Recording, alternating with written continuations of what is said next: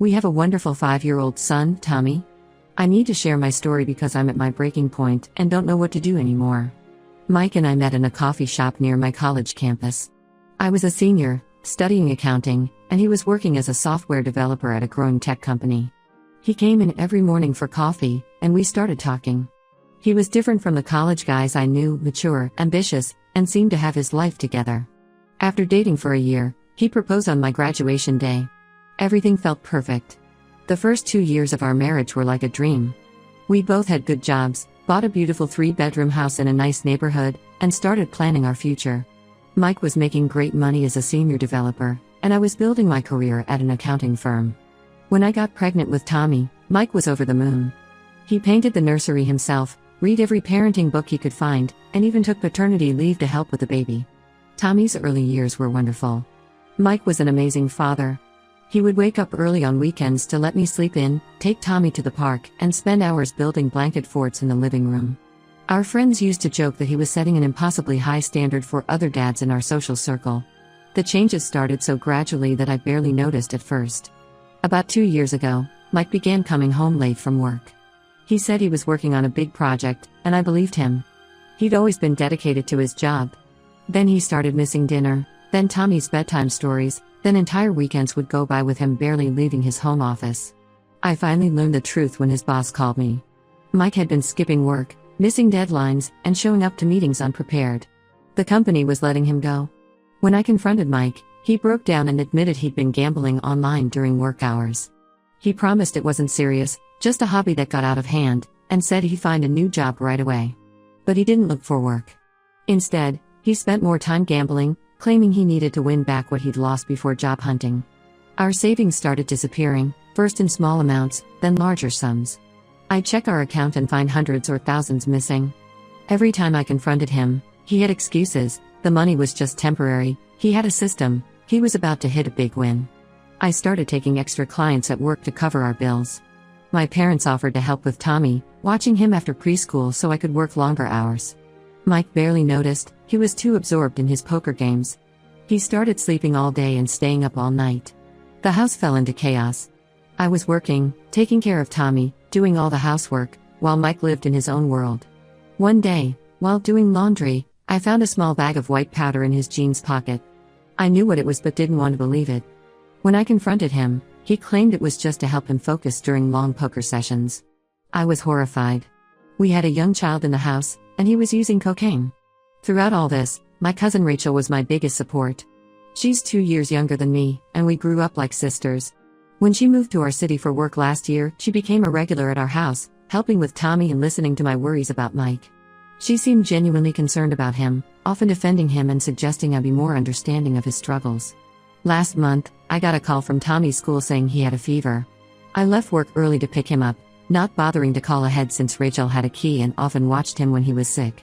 I walked into my house to find Mike and Rachel on our couch, his hands under her shirt, her lipstick smeared. They jumped apart when they saw me, but it was too late. Rachel ran out crying. Later she sent me a long text explaining that Mike had been pursuing her for months. He told her our marriage was over, that I was already planning to leave him, that he was lonely and misunderstood. She said she only gave in because she truly believed him and thought she was helping him through a difficult time. The betrayal cut deep, not just Mike's infidelity, but Rachel's willingness to believe him over our lifelong relationship. That night, after Tommy was asleep, I confronted Mike. His reaction shocked me. Instead of apologizing, he turned aggressive. He said I was to blame for everything, for not supporting him when he lost his job, for working too much, for not understanding his needs. When I pointed out that I was working extra hours to cover his gambling losses and taking care of our son alone, he stormed out. He disappeared for 2 days. No calls, no messages, nothing. Tommy kept asking where Daddy was, and I had to make excuses. When Mike finally came home, he acted like nothing had happened. He went straight to his computer and started playing poker again. Now I'm stuck in an impossible situation. I know I need to leave, for my sake and Tommy's. But I'm terrified of what that means. Even with my good job, supporting Tommy alone would be tough. Childcare in our area is expensive, and moving would mean taking Tommy away from his school and friends. Mike might be a terrible husband, but Tommy still adores him. On the rare occasions when Mike does pay attention to him, Tommy's whole face lights up. I've started secretly putting money aside in a separate account, but it's not much. Most of our savings are gone, and I recently discovered Mike has been missing our mortgage payments. I'm also worried about his drug use and what he might do if I try to leave. For now, I'm just existing. I go to work, take care of Tommy, cook, clean, and act normal around Mike. But inside, I'm screaming. I need advice. How do I protect my son while getting out of this marriage? Should I try one more time to help Mike, or is it too late? Has anyone dealt with a similar situation? Update 1 first, I want to thank everyone who responded to my original post. Your advice and support gave me the courage to take action, and I really needed that because things got much worse very quickly. The day after I posted, I decided to do a deep dive into our finances. I always handled the bills, but Mike managed our credit cards and investments since he used to be good with money. I created an online account with the credit reporting agencies, and what I found made me physically sick. Mike hadn't just been gambling away our savings, he had opened 3 credit cards in my name without my knowledge. I found statements showing over $30,000 in gambling debt spread across these cards. He had set up paperless billing and used my email to create accounts, but directed them to a folder I never checked. Some paper statements had come to our house, but he must have been intercepting the mail. When I confronted him with the statements, his reaction terrified me. Instead of showing remorse or trying to explain, he became defensive and angry. He started yelling about how I had no right to check his private financial matters. When I pointed out these were in my name, he claimed he had done it for our family, that he had a foolproof system to win everything back. He even pulled up his laptop to show me some gambling strategy website, trying to convince me that he was about to hit a big win that would solve everything. I told him I was considering divorce. That's when his demeanor completely changed. He broke down crying, fell to his knees, and started begging for another chance. He promised to go to Gamblers Anonymous, to get a job, to be a better father to Tommy. He seemed so sincere that for a moment, I almost believed him. Almost. That night, while he was in the shower, something made me check his phone. He had left it unlocked on the coffee table, unusual for him as he'd become very protective of it lately. What I found was worse than I imagined. Not only was he still messaging Rachel, talking about their connection and how they could be together once he figured things out, but he was also deeply involved with a drug dealer. The messages with the dealer were terrifying. Mike owed him $5,000, and the dealer was getting impatient. There were veiled threats about other ways to collect the debt. One message mentioned knowing where Tommy went to school. I felt my world collapsing. This wasn't just about a failing marriage anymore, my son was in danger. I called Mike's parents that same night. They live about an hour away and have always been wonderful to me and Tommy. When I told them everything, his mom started crying. Then she revealed something that changed everything. This wasn't Mike's first gambling addiction. He had a similar problem in college, losing thousands of his parents' money. They had bailed him out and helped him recover, but made him promise never to gamble again. They thought he had kept that promise. His parents immediately offered their guest house to me and Tommy. It was a small but comfortable 2-bedroom space behind their main house, completely private but close enough for support. His mom suggested I pack while Mike was out the next day. The next morning, I waited until Mike left for what he claimed was a job interview. I later learned he was meeting his dealer. His parents came over, and we started packing essentials, clothes, toys, important documents. We were almost finished loading the car when Mike came home unexpectedly. The scene that followed still haunts me. Mike completely lost control. He started throwing things, books, pictures, anything he could grab. He was screaming that I couldn't take his son, that he would find us, that he would make me regret this. His father, who I had always known as a gentleman, had to physically restrain him while his mom and I finished getting our things. Tommy was at school, thank God, but I knew then that I couldn't let my son come back to this house. We've been at his parents' guest house for almost 2 weeks now. Mike alternates between calling constantly with tearful apologies and sending threatening messages. He showed up at my work twice, causing such a scene that security had to remove him. My boss has been understanding, letting me work remotely when needed. Yesterday, Rachel appeared at my workplace. She was crying, saying she needed to tell me the truth. According to her, Mike had been manipulating everyone for months. She showed me messages where he had been harassing her, demanding she tell me the affair was all her fault, threatening to tell her employers some lies he had made up about her if she didn't comply. But the biggest shock came from Mike's former boss. He called me after hearing about our separation through mutual friends. He felt I needed to know the real reason Mike lost his job. It wasn't just about being late or missing deadlines. Mike had been embezzling from the company. Over 6 months, he had stolen nearly $50,000 through a scheme involving fake vendor payments. The company had agreed not to press charges if he repaid the money, which explained some of the mysterious loans he had taken out last year. Tommy is struggling to understand what's happening. He keeps asking when we're going home, when he can see his dad.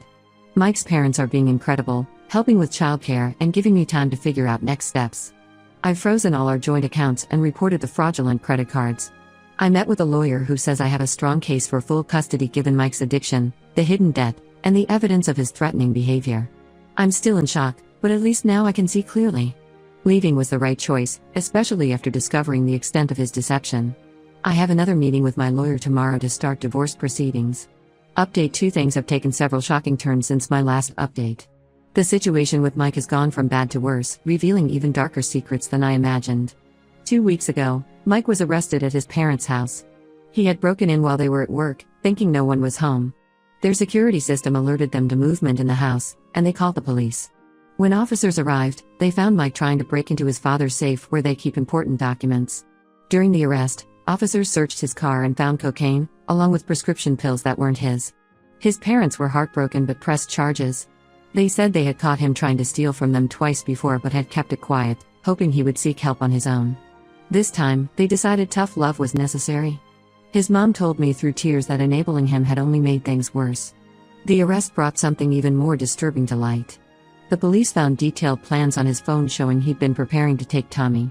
He had rented an apartment 3 states away under a false name and was in contact with someone who could provide fake documents. He had even been watching Tommy's school, learning the pickup routines. Reading those messages made me physically ill. Rachel came forward with more information about Mike's schemes. She hadn't just loaned him $15,000, she had also helped him get loans from other family members by vouching for his fake business ventures. She showed me a spreadsheet where Mike had tracked all his borrowing.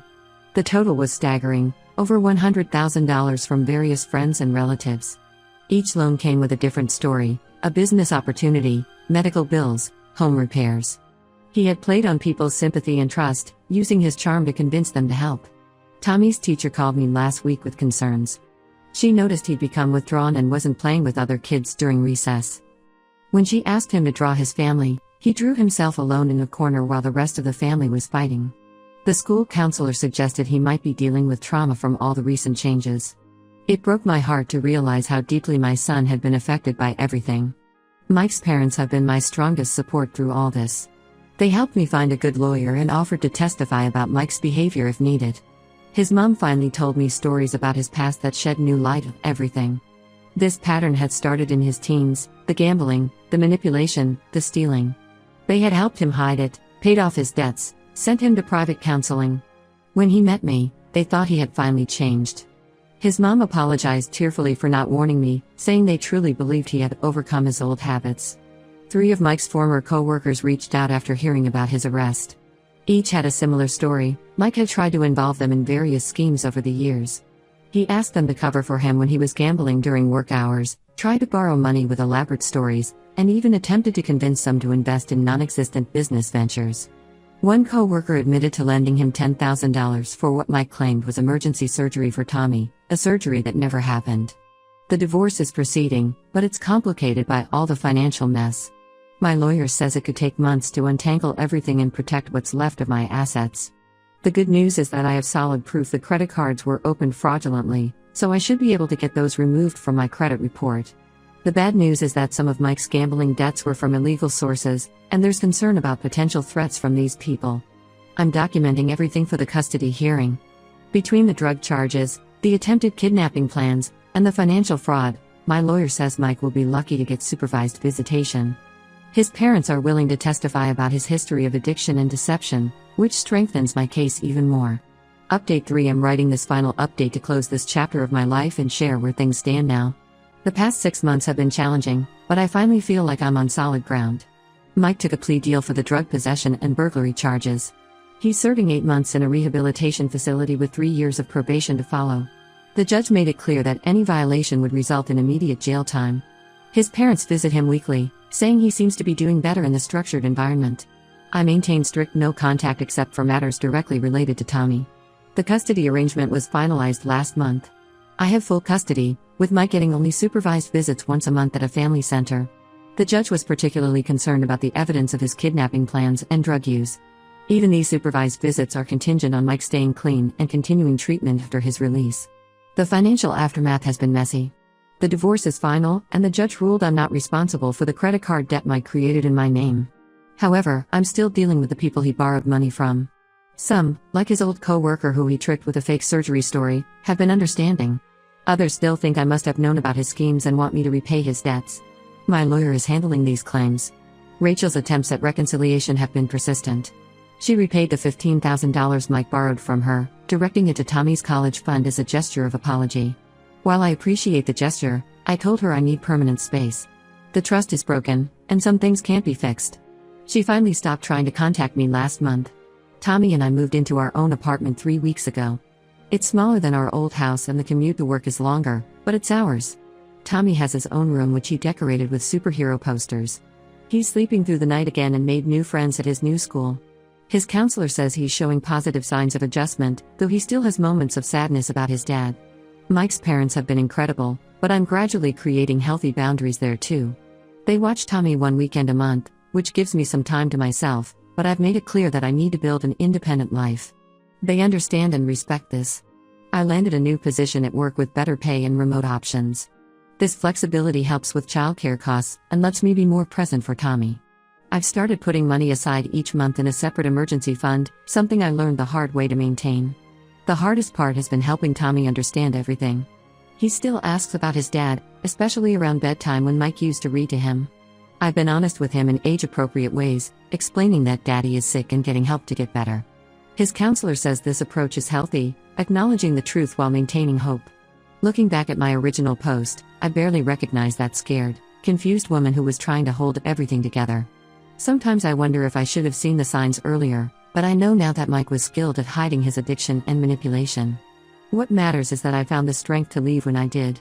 To everyone who supported me through this journey, thank you. Your advice helped me stay strong when I wanted to give up. To anyone in a similar situation, trust your instincts. Don't wait until things get worse. There is life after addiction and betrayal, and while it might not be the life you planned, it can still be beautiful. I won't be making any more updates. This chapter of my life is closed, and I'm focused on building a better future for Tommy and myself.